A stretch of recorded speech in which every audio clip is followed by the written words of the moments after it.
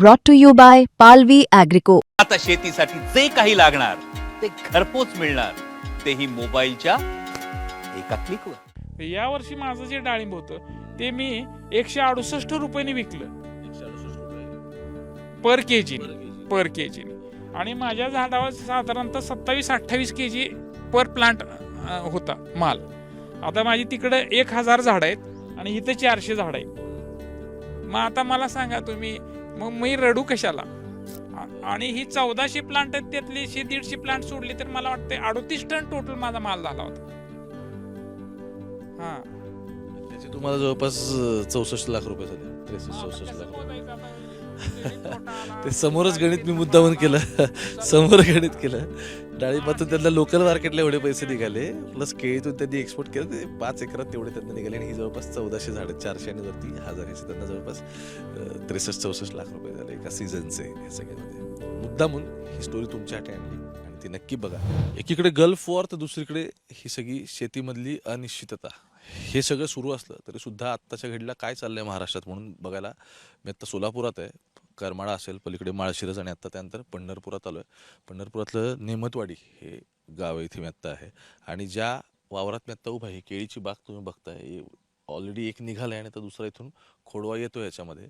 पण ज्यावेळी ही मार्केटमधली सगळी अनिश्चितता असताना आणि ज्याला आपण बघतो की एक्सपोर्ट क्वालिटीच्या केळ्यांना सुद्धा आत्ता बाजारात भाव नाही अशी सगळी परिस्थिती असताना सुद्धा या वावरातून 50 ते 70 लाख एका सीझनला उत्पन्न निघालं आहे मागच्या वेळी. आणि आत्तासुद्धा ही जसं आता पुढचं होईल त्यानुसार गोष्टी काही होतील. पलीकडे डाळिंबाची पण बाग आहे, एक गोष्टी बघायच्यात. पण प्रगतशील शेतकरी काय असं माहिती आहे काय, एका वर्षी तुम्हाला उत्पन्न निघालं आणि त्यात मग पुढच्या वर्षी काय होईल ते बघू असं नसतं. ती व्यक्ती कन्सिस्टंट राहते आणि दरवर्षी प्रत्येक गोष्टींवरती मात करून त्याचं उत्पन्न काढत असते. माझ्यासोबत आहेत कदम काका. स्वागत तुमचं मुंबई तकमध्ये. मी फिरतोय आत्ता तर वेगवेगळी माणसं भेटतात, त्यांच्यामुळे मला हे भेटले आणि म्हणून आलो, म्हटलं चला तुमच्या शेतामध्ये काय चाललंय ते. आणि आकडे हे जास्त बोलके असतात आणि काका त्याच्यापेक्षा बोलके आहेत आपले. त्यामुळे स्वागत तुमचं मुंबई तकमध्ये. मला ना, इंजिनियर तुम्ही ना, शेतीकडे कशी काय वळले? आता शेतीकडे वळलो नाही मी, ऍक्सिडेंटली शेतीमध्ये आलोय. आता ही आमची शेती ही कोरडवाहू शेती होती पूर्वी, आणि या शेतीकडे बघायला कोणीच नव्हतं. मी एकटाच आहे वडिलांना. आणि मग इंजिनियर व्यवसाय करताना कॉन्ट्रॅक्टचा व्यवसाय माझा असायचा, त्याच्यामध्ये अप अँड डाऊन खूप असायची. आणि त्याच्यामुळं मला वाटलं मग एवढी मोठी शेती आहे तर आपण शेतीला काहीतरी डेव्हलप करायच्या नादाला लागू. आमचे सासरे ते प्रगतशील शेतकरी होते त्यावेळी अकलूजला. मग त्यांचं पाहून आम्हाला वाटायचं की दरवर्षी त्यांचा 1000 टन ऊस जातो त्या काळात. 96ची गोष्ट आहे. आणि त्यांचे खूप पैसे होतात आणि आपल्यालाही पैसे होतील असं एक ग्लॅमर होतं शेतीविषयी त्या काळात. जसं की आज पण ग्लॅमर आहे, परंतु त्या ग्लॅमरच्या मागचं सगळी स्टोरीज वेगळी आहे. मग ते शेतीमध्ये आलो आणि पहिल्या वर्षी ऊस लावला. तर मी पहिल्या वर्षी ऊस लावला तो पीक पिरियडमध्ये, म्हणजे असाच उन्हाळा होता. मे महिना, एप्रिल नाही, मार्च शेवट आणि एप्रिल फर्स्ट वीक होता. मला शेतीतली माहिती नसल्या कारणाने मी ओढ्यावरनं 3 किलोमीटर पाईपलाईन आणली आणि ऊस शेती चालू केली. पण अपुरं माहिती असताना शेतकरी कसा तोट्यात जातो हिथूनच आपली खरी सुरुवात होती. आणि मी लावला ऊस, आणि तो 1-2 एकर नाही, हा फार मोठी असते शेतकऱ्याला की माझे एकदम काल आलो मी, आज शेतीत आणि मोठा झालो पाहिजे. मी लावला 10 एकर ऊस. आणि अपुरी माहिती असल्याने, त्यातली काही माहिती नसल्यामुळं 10 एकर ऊस माझा तुटाळ झाली, म्हणजे अनिश्चित झाला. आणि ते पूर्ण 10 एकराचा टोटल लॉस झाला मला पहिल्या वर्षी. मग लॉस झाला म्हणून मग तिथून आपल्याला, आता लॉस झालाय तर झाला, पण परत आता ते एवढं मोठं कर्ज काढलेलं, मग आपल्याला कसं तरी उभं राहायचं म्हणून मग त्यातनं पुढच्या वर्षी परत नंतर मग शेजाऱ्याकडून बेनं घेतलं आणि मग त्या शेतीला थोडं सुरुवात झाली. इथं आपण केळीच्या बागेत उभे आहेत, पण समोर डाळिंब आहेत. तसं ते उन्हाळी पीक. हा, मग ते त्यातून तुम्ही शिकले, कारण आता आपण उन्हाळ्यामध्ये उभे आहेत, पाण्याचा इश्यू होता. आपण तुम्ही आता डाळिंब म्हटला तर मी डाळिंबीविषयी एक, आता तुम्ही आलायच विषय तर त्या डाळिंबीवर बोलतो. ते डाळिंब हे ऍक्च्युली आपल्या भारतातलं तर पीक नाहीच आहे. तो दुष्काळी प्रदेश, म्हणजे आखाती देशातलं हे आहे ते डाळिंब. तर आपल्या भारतामध्ये ज्या वेळेला आलं त्यावेळेला हे दुष्काळी म्हणूनच सोलापूर जिल्ह्यासाठीच वरदान हे आपल्याला झालेलं. पण आज आपण काय करायला लागलो, अधिक उत्पन्नासाठी त्याला बागायतीसारखं ट्रीट करायला लागलोय. त्याच्यामुळे आज काय व्हायला महाराष्ट्रामध्ये तेल्या आणि मर ही मोठ्या प्रमाणात आहे. ह्या डाळिंबीला 2 प्रश्न महत्त्वाचे आहेत की डाळिंबीला तेल्या ह्या मोठ्या प्रमाणात आहे आणि मर. तर मरीची कारणं काय की अतिरिक्त इरिगेशन असल्या कारणानं अतिरिक्त पाण्याने झाडं टिकत नाहीत आणि त्या डाळिंबीला जी जमिनीचा जो पॅटर्न आहे तो त्याला काळी खोल जमीन चालत नाही. मग आता माझा प्रॉब्लेम असा होता की माझ्याकडे माझी सगळी जमीन ही फर्टाईल सॉइल आहे, म्हणजे जी केळीला आणि ऊसाला उपयुक्त आहे. परंतु मला डाळिंब लावायची इच्छा झाली नाही. पण मी का लावलं त्याचं कारण एकच आहे की माझ्याकडे पाण्याची अवेलेबिलिटी कमी आणि माझं क्षेत्र आहे जादा. किती टोटल क्षेत्र? माझं इथं 28 एकर क्षेत्र आहे. पण मी खूप प्रयत्न केले पाण्यासाठी. मी 3 किलोमीटरवरून पाण्याची पाईपलाईन केली, पाणी पंप केलं. पण जरी झालं तरी सुद्धा काय होतं, पूर्वी 24 तास लाईट होती, नंतर काय झालं तर 12 तास लाईट झाली आणि तदनंतर काय झालं तर आपल्याला आज 8 तास लाईट अवेलेबल होती. मग 8 तास पाणी इथं आल्यानंतर ती पाण्याची शक्यच होत नाही. मग तिथून पुन्हा मी विहिरीचा प्रयत्न केला, म्हणजे पाण्याची उपलब्धता वाढवण्याचा प्रचंड प्रयत्न केला की माझे 28चे 28 एकर इरिगेशन खाली येईल का. परंतु ते काय मला कधी यश आलंच नाही. मग त्यावेळेला ऊसाची पिकं असायची.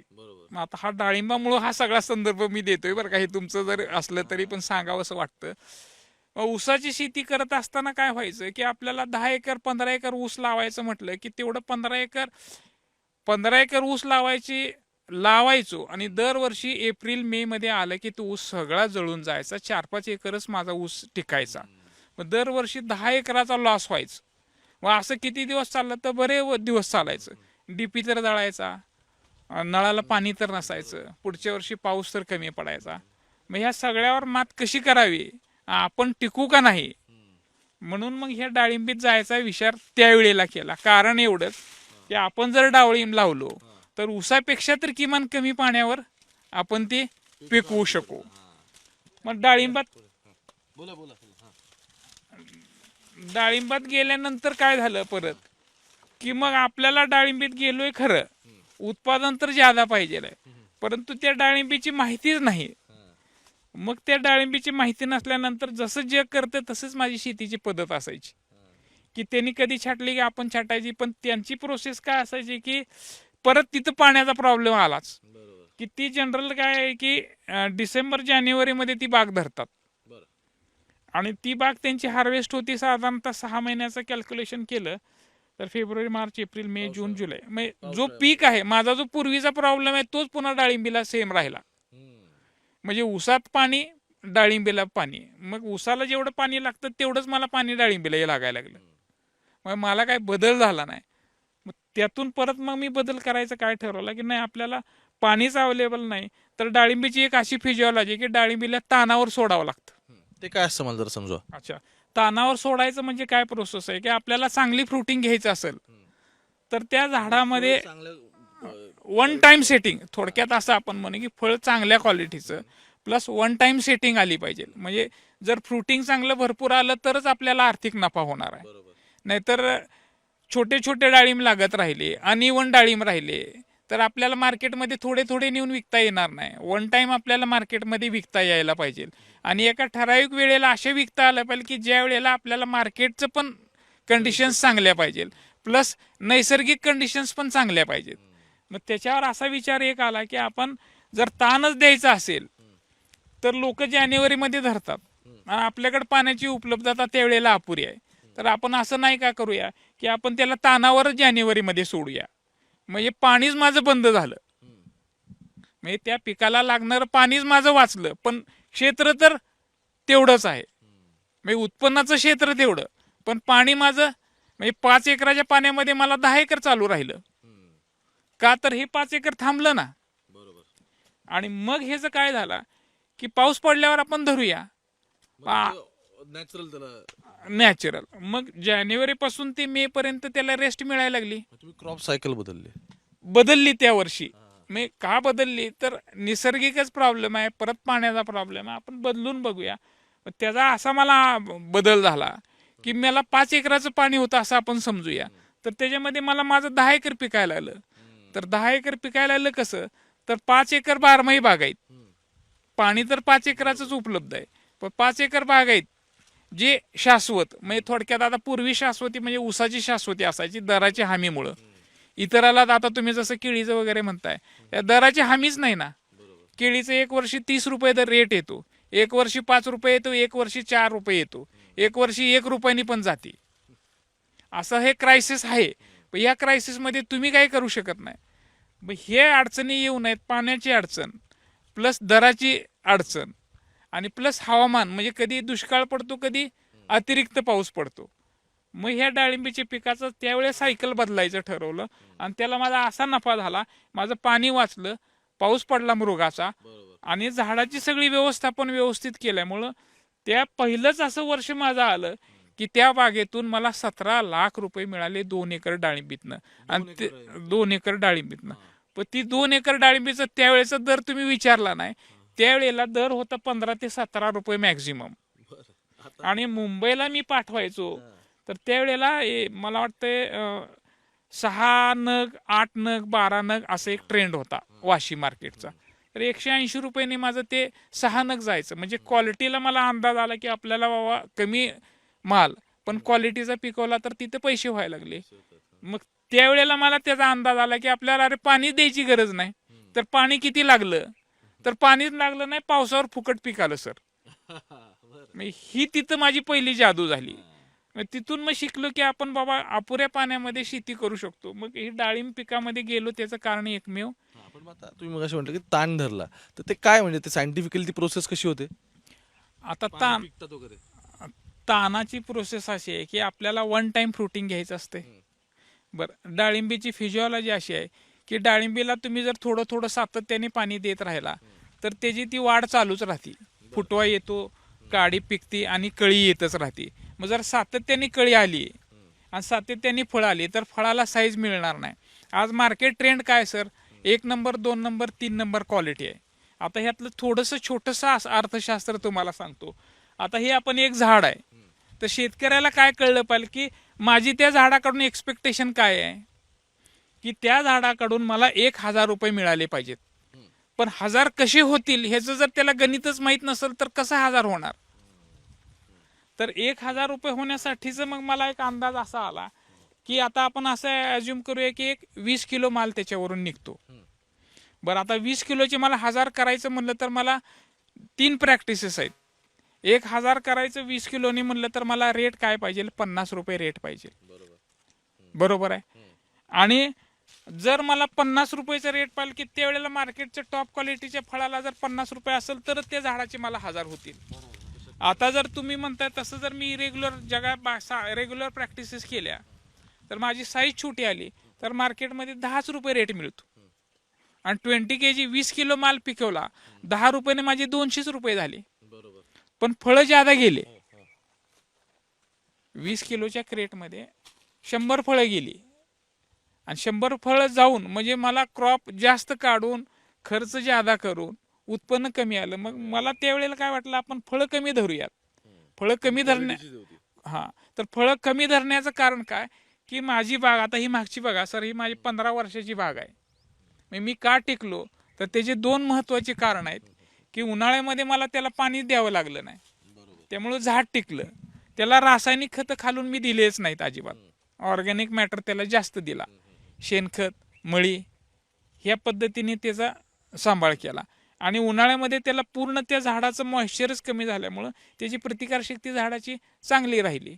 आज माझ्या बागेमध्ये तेल्या नाही सर आणि मर पण फार मोठ्या प्रमाणात नाही आहे आणि ती फुकट आली. मग आता 1000 रुपयाचं कॅल्क्युलेशन असं एक ॲव्हरेज आहे की एका एकरामध्ये जर चांगला शेतकरी असला तर साधारणतः 350-450 झाडं बसतात सर. मी डाळिंबाचं झालं, मला केळीचं तुमच्याकडून गणित ह्यासाठी समजून घ्यायचं आहे की आत्ता काय झालंय की इराणचं सगळं वॉर सुरू झालेलं आहे आणि त्याच्यामुळे प्रॉब्लेम असा झाला आहे की या पट्ट्यात जी सगळी एक्सपोर्ट क्वालिटीची येते त्यांना लोकल मार्केटमध्ये विकायला लागते. कारण एक तर तिथं तर बंदरं पॅक झालीत. एवढंच नाही, दुसरं महत्त्वाचं असं आहे या सगळ्यामध्ये की जो माल गेला तो पण रिटर्न घ्यावा लागतो. अगदी असं झालंय. तर निर्यातदार आता काही पैसे येणार नाहीत कारण त्यांचे वेअर हाऊसेस फुल झालेत सगळे. असं असताना सुद्धा तुम्ही केळीचं गणित कसं काय साधताय? ते सुंदर प्रश्न आहे. आता मला सांगा, केळीचं गणित साधायचं म्हणजे साधायचं म्हणजे नक्की काय करायचंय की आपल्याला बाबा रेटकडे बघून जर समजा आपण उत्पादन करायला लागलो तर आता कधी असं आपण शेतकरी आहे की प्रत्येक शेतकऱ्याचं आज हार्वेस्टिंग केलं पुढच्या वर्षी काय होईल त्याला काय माहित नाही. पण त्याच्या हातात दोन गोष्टी आहेत. कोणची गोष्टी आहेत की क्वांटिटी काढायची त्याच्या हातात आहे आणि क्वालिटी पण त्याच्या हातात आहे. जर क्वांटिटी असेल आणि रेट कमी असेल तर तुमचे पैसे व्हायलाच पाहिजेत. आणि दुसरी गोष्ट कन्सिस्टन्सी म्हणजे काय की शेतकरी कोणता टिकतो. आज केळी लावली सर आणि आज रेट कमी आला, अरे जगात रेटच नाही, मी आज केळीच मोडून टाकली. पण पुढच्या वर्षी अशी परिस्थिती उद्भवली की मग आज मी मोडलं तसे माझ्यासारखे बरेचसे शेतकरी घाबरून मोडून दिले. परंतु जो कन्सिस्टन्सी सातत्याने केळी लावतो त्याला पुढच्या वर्षी, आता या केळीची गंमत सांगितली का तुम्हाला, या वर्षी आता माझं काय सायकल आहे की आता तुम्ही बघा गेल्या वर्षी मला पीक मिळाला, मला 33 रुपये रेट मिळाला. तर इथं आपण जे उभा आहे माग, इथं माझे 33 रुपये पर केजीचा रेट मिळाला. आता ही 5 एकरात केळी होती, आता तशी 15 एकर आहे. परंतु ज्या प्लॉट मध्ये आपण इथं उभा आहे ही 7,500 प्लांट आहे, 5 एकर केळी आहे. या 5 एकर केळीमध्ये माझी गेल्या वर्षी 33 रुपयांनी गेली, म्हणजे 29 पासून ते 33 रुपयापर्यंत ऍव्हरेज 31-32 रुपये रेट मिळाला. परंतु माझी वजन आणि क्वालिटी असल्यामुळं मला लोकलला मार्केटला जावं लागलं नाही. मग आता मला सांगायचा प्रश्न आहे, मी गेली 15 वर्षी केळी लावतोय, मग माझी केळीची सुरुवात झाली ती 4 रुपयापासून मी केळी लावतोय. ते आज 33 रुपयाचा माझा गेल्या वर्षीचा पीक होता. पण गेल्या वर्षी 33 रुपये केळी असताना पण माझी तेवढीच केळी होती. सांगायचा उद्देश काय की आता शेतकऱ्याचं काय होतंय, 33 रुपये रेट आला पण त्याच्याकडे केळी विकायला 50 टन आहे. पण सर माझ्याकडे 100-200 टन जी दरवर्षीची केळी असती ती सातत्याने आल्यामुळं ज्यावेळेला रेट आला त्यावेळेला माझे पैसे होऊन गेले. आणि मग सातत्याचा अर्थ असा आहे की एक वर्षी आला नाही. बरं, सेकंड अशी आहे की तुम्ही एकाच सीझन मध्ये सगळीच केळी नका ना लावू. ओके, म्हणजे तुम्ही आता जर तुम्ही म्हणता की 15 आता एकर आहे तर अजून तुम्ही तुम्ही 5 एकर अशा सायकल बदललेल्या आहेत. बदलले. आता सेकंड थिंग असं आपण म्हणूया, केळीचे काय, केळीचं जर तुम्ही जर गेली 5 वर्षाचा जर सगळा एक्सपोर्ट असो वा रादर लोकल असो, ह्या सगळा जर तुम्ही जर अभ्यास केला तर केळीमध्ये रेट खाली असलेला जर मागचा 5 वर्षाचा तुम्ही डेटा काढून बघा, तर 5 रुपये, 3 रुपये, 4 रुपये असा रेट झालेले जर महिने जर कॅल्क्युलेट केले तर आपण 60 महिन्यापैकी 5 महिन्याचं ॲव्हरेज काढलं तर 60 महिने, 60 महिन्यापैकी जर महिने जर काढले तर तुम्हाला फक्त 5 ते 6 महिने मिळतील रेट कमी असलेले. पण इतर वेळी रेट स्थिर होता ना तुमच्याकडे, मग त्यावेळी तुम्ही काय केलं, तुमच्याकडे केळी होती का नव्हती? असं होतं की सगळी एकाच ह्याच्यात लावली होती त्यामुळे. मग तसं नाही ना केलं पाहिजे. आता माझ्याकडे या वर्षी, आता मला गेल्या वर्षी 33 रुपये रेट मिळाला.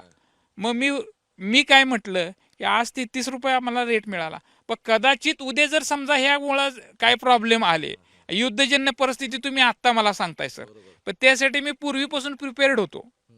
कसा होतो तर आता जर आपण अडचणीत येऊ, आपली तर 400 टन केळी आहे, माझी 400 टन 300 टन ॲव्हरेज केळी असते दरवर्षी.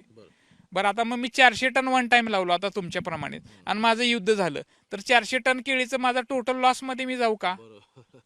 तर यामध्ये मग मी काय केलं की त्याचे 3 भाग पाडले. 3 भाग पाडले म्हणजे काय केले, एक साधारणतः 8व्या-9व्या महिन्यात एकदा लावली, डिसेंबर मध्ये लावली, फेब्रुवारी मध्ये लावली. या 3 प्लॉट मध्ये माझी अशी परिस्थिती झाली, ज्या वेळेला पहिलं युद्ध झालं का सर, त्या युद्धाच्या वेळी पण मी होतोच ना, त्यावेळेला तुम्ही काय मुलाखत घ्यायला आले नाहीत. त्यावेळी मी होतो, पण त्यावेळेला माझी ज्या वेळेला केळी होती ती 29 रुपयांनी चालू होती. पण युद्ध चालू झालं आणि ती केळी एकदम 12, 13, 11 रुपयेवरच मला विकावी लागली. पण मला विकण्याशिवाय पर्याय नव्हता ना त्यावेळेला. मग तो प्लॉट संपला.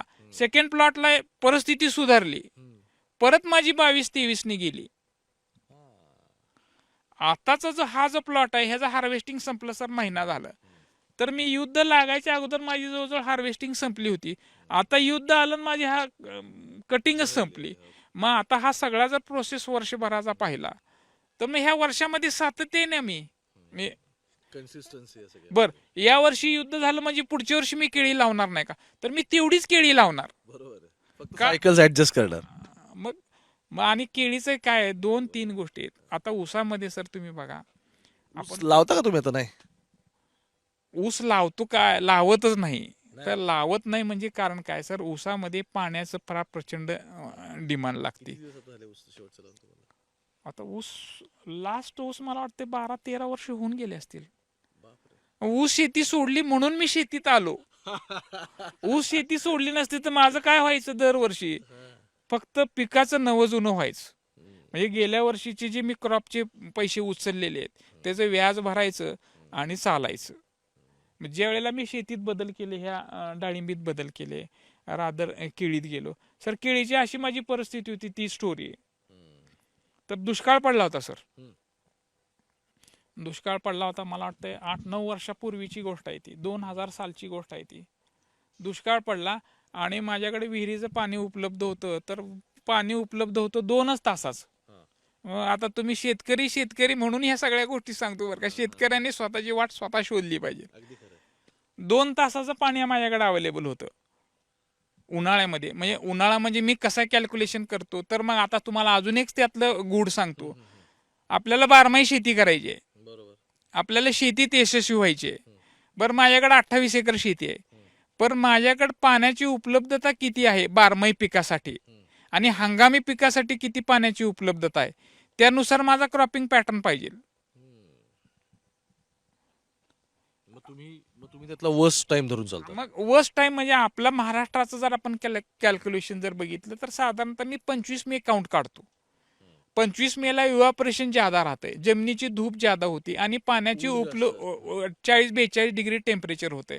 मग 42 डिग्री टेम्परेचरला आपल्याला पिकं कुठली चालतील, अनुकूल कुठलं होईल, त्यानुसार पिकाची निवड. आणि कमी पाणी असल्यामुळे कमी पाण्याच्या उपलब्धतेवर, आता ही मी जी केळी करतो, आता महाराष्ट्रात केळीचा असा प्रघात आहे ना, असं सांगितलं जातंय की केळीला खूप पाणी लागतं आणि केळी ही फ्लोनी भिजवावी लागते. तर मी असा ह्या केळीमध्ये रिसर्च केलाय की माझ्या केळीला तुम्ही जर नीट जर ऑब्झर्व केलं का, तर आतापर्यंत असं आहे की एका लाईनला डबल लॅटरल आहेत, एका लाईनला डबल लॅटरल आहेत, पण माझ्याकडे सिंगल नाही, एका रोला एकच लॅटरल आहे माझी. पण इतर शेतकऱ्यांचं जर पाहिलं का, तर एका रोला 2 लॅटरल आहेत. म्हणजे तिथं प्रोडक्शन कॉस्ट वाढली. त्यांचं काय म्हणणं आहे की ही वाढलं की उत्पन्न ज्यादा निघतं, पण असं माझ्या बाबतीत काय घडलंच नाही आणि तशी काही कारणच नाही. पण तरी मला सिंगल, म्हणजे मी पाणी किती वाचवलं, तर 50% पाणी वाचवलं ना. मग अशा काहीतरी छोट्याशा क्लुप्त्या केल्या तर तुम्हाला पैसे होणार आहेत. मग एक काय, कन्सिस्टन्सी महत्वाची आहे, सातत्य महत्वाचं आहे, कमी पाण्यावर शेती करणं महत्वाचं आहे, आणि आपल्याकडे पाणी किती उपलब्ध आहे, निविष्ठा किती उपलब्ध आहेत. आणि जर आपल्याला पुढच्या वर्षी सेकंड, अजून एक गंमत सर, अजून बघा, जर आता तुम्ही विचारला प्रश्न किती सुंदर आहे, काय प्रश्न विचारला, अरे केळीचं एवढं काय गणित झालं, हा झाला गणिताचा विषय. दुसरी गोष्ट वॉर आला, मग काय आता केळीत गेलो, काही ना काहीतरी कारण. मग मला सांगा, तुमच्याकडे शेती करत असताना पर्याय तुमच्याकडे आहेत. ऊस शेती करू, मिरचीची शेती करू, वांग्याची शेती करू, वाटाण्याची करू, ते तुमच्याकडे आहे. मग आता हे करत असताना मी त्यावेळेला विचार केला की जर मी केळीमध्ये, आता बघा सर, माझं असं आहे की सर्वायवल महत्वाचं आहे शेतीमध्ये. सर्वायवलचा अर्थ काय की मला भांडवल नाही माझं संपलं पाहिजे. आता यावर्षी माझं जर समजा पैसे, माझं भांडवल जरी आलं आणि मी जरी जगलो तरी पण मी नफ्यातच आहे सर. कसा, तर माझं भांडवल राहिलं पण मी वर्षभर जे जगलो ते मी पैसे माझे सेव्हच झाले ना तेवढे. मग मी जर टिकलो तर पुढच्या वर्षी परत तेवढे पैसे एक्सपेन्स घातलं, नेक्स्ट इयर मला पैसे येणारच आहेत. मग आता त्यातून एक अजून मी आयडिया काय केली की केळीमध्ये जर मी तोट्यात गेलो, युद्धच झालं, माझी केळी 2च रुपयांनी गेली, तर मला काही त्रास नाही, तर मला डाळिंब आहे नाही तिथं सबसिडरी. या वर्षी माझं जे डाळिंब होतं ते मी 168 रुपयांनी विकलं. 168 रुपये पर केजी. आणि माझ्या झाडावर साधारणतः 27-28 केजी पर प्लांट होता माल.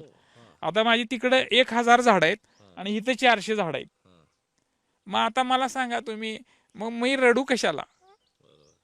बर केलंय तर काय, तर फुकट. या वर्षी अशी गंमत झाली सर, सतत पाऊस होता, मी या वॉल सुद्धा फिरवला नाही पाण्याचा, म्हणजे फुकट मिळालं. मग असं कसं काय म्हणूया आपल्याला पिकत नाही म्हणून? फुकट मिळालं ह्या वर्षी डाळिंबाचं पीक.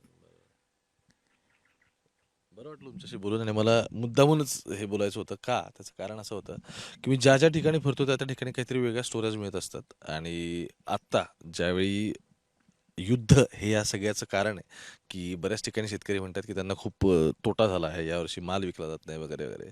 पण मुद्दा असा आहे की हे 1 वर्ष झालं, आणखी भविष्यात परत पिकं निघणार आहेत, याच्या आधी पिकं काढली असतील. म्हणून त्यांनी जी काही गणितं मांडली नाही सगळ्या मागची, त्यातलं कन्सिस्टन्सी असेल, त्यांच्या क्रॉप सायकल्स असतील किंवा त्यांनी घेतलेले ऑल्टरनेटिव्ह म्हणजे केळी तर इकडे लगेच डाळिंब. सो हे जे काही क्रॉप पॅटर्न्स आहेत ना, हे खूप इंटरेस्टिंग आहेत आणि ते महाराष्ट्रापर्यंत पोहोचवायचे होते. म्हणून मी मुद्दामून आलो त्यांच्या, म्हटलं शेतात नक्की काय चाललंय काय नाही बघू. कारण ज्यावेळी 5 एकरात जवळपास 50 लाखापर्यंत उत्पन्न निघतं, ज्यावेळी इकडे डाळिंबाची किती बाग आहे साहेब? सर डाळिंबाची 1000 आणि हे साधारणतः 1400 झाड आहे. 1400 झाडं आहेत. त्या 1400 त्या झाडांमध्ये 1400 तुम्हाला झाडाचं आता सांगूच नाही, हे खरं मीडियावर सांगायचं नाही नाही का तर ह्या स्टोरी खोट्या वाटतात सगळ्या लोकांना. हा आता तुम्हाला जर खऱ्या पाहिलं तर माझ्या मी पट्ट्या सुद्धा दाखवू शकतो. ती माझी एक ह्या 1400 झाडाचं त्यावेळेला माझं साधारणतः 27 kg पर प्लांटनी झालं होतं. म्हणजे साधारणतः 1400 तर 14 त्रिक 42 असं काय तर मला वाटतं 38 टन काहीतरी एकूण माल निघाला होता. 38 टन.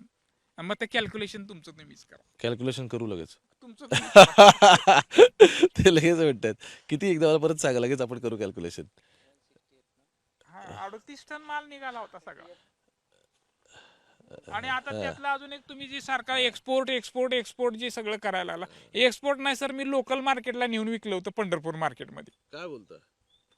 फक्त का तर तरलो तर क्वांटिटी आणि क्वालिटी आल्या कारणाने मला त्यातून मी बाहेर निघालो. किती, 27 रुपये मिळाला होता ना तुम्हाला? नाही, हे 27 kg पर प्लांट मला ॲव्हरेज मिळालं होतं. आणि ही 1400 प्लांट आहेत, त्यातले 150 प्लांट सोडले तर मला वाटतं 38 टन टोटल माझा माल झाला होता.